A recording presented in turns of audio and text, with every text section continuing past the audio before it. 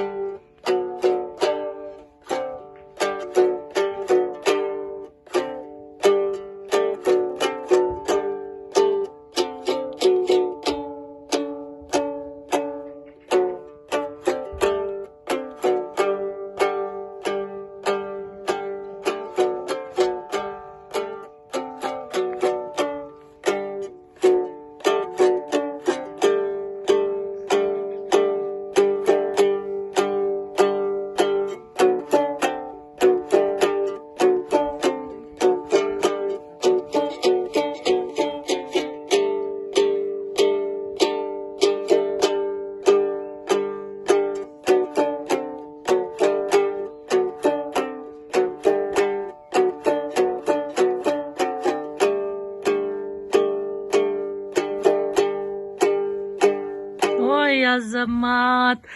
Не кылып атасың азыр мектепте? Канчанчы класста окуйт элең сен? 3 класста окуйм. Азыр не кылып атасың? Азыр комуз чертип жана үйдөгү мурунку турган тапшырмаларды кайталап отурам. Телефон менен онлайн окутуу башталдыбы силерде? Жекеңер менен сүйлөшүп атасыңарбы?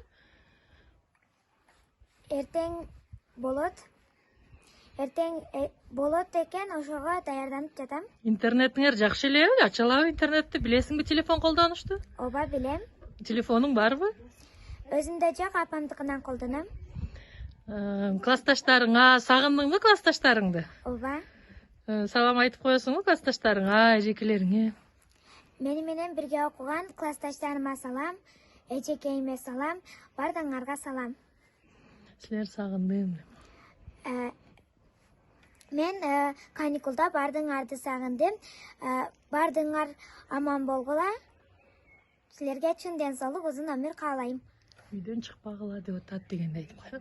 Үйдөн чыкпай, азыр оорудан үйдө кандай эмне кылыш керек экен оору жуктуруп албаш үчүн? Нелерди сактап атасыңар үйдө?